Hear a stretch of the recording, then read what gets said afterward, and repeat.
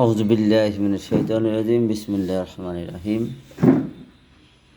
বাংলাদেশ একটি স্বাধীন সার্বভৌম দেশ।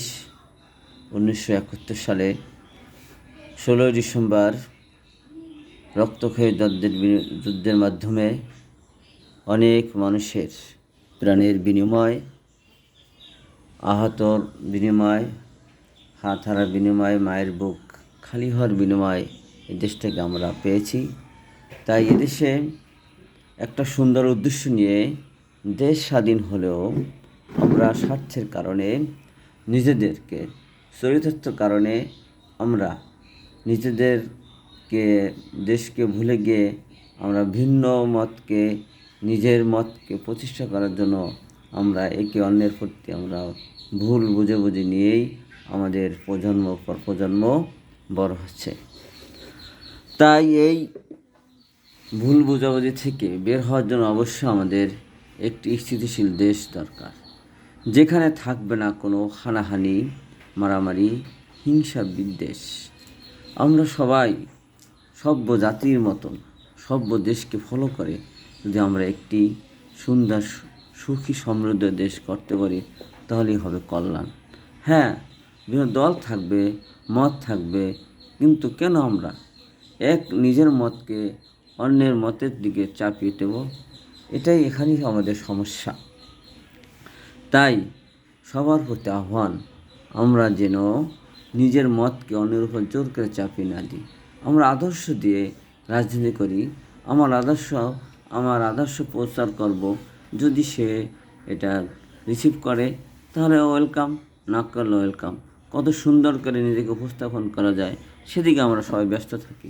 যে দলের হোক, প্রত্যেকটা দলের এক দর্শন আছে। সে যদি তার কাজের মাধ্যমে, কর্মের মাধ্যমে, তার চরিত্রের মাধ্যমে আদর্শ প্রচার করে, সে যদি তার মানুষকে দূর কাছে পৌঁছতে পারে, মানুষের কাছে যেতে পারে, তাহলে তো সেভাবে সে তার সফলতা।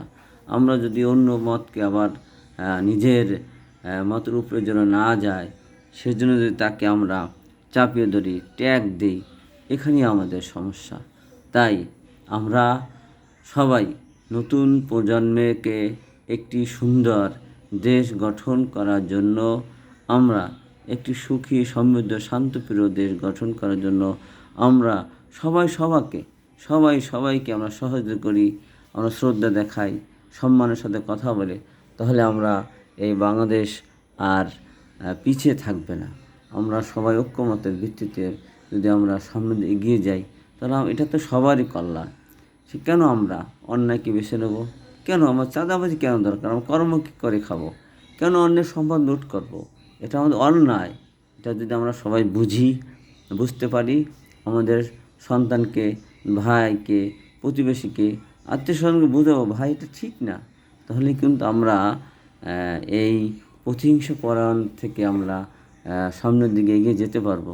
তাই আসি আমরা, আর না হানাহানি, আর না সন্ত্রাস, আর না হিংসা। আমরা সবাই নিজেকে আপন মনে করে ভাইয়ের সাথে যেমন আচরণ করে, ঠিক আমরা সবাই মিলেমিশে থাকি, তাহলে আমাদের একটি সুন্দর দেশ হবে, শান্তিপ্রিয় দেশ হবে।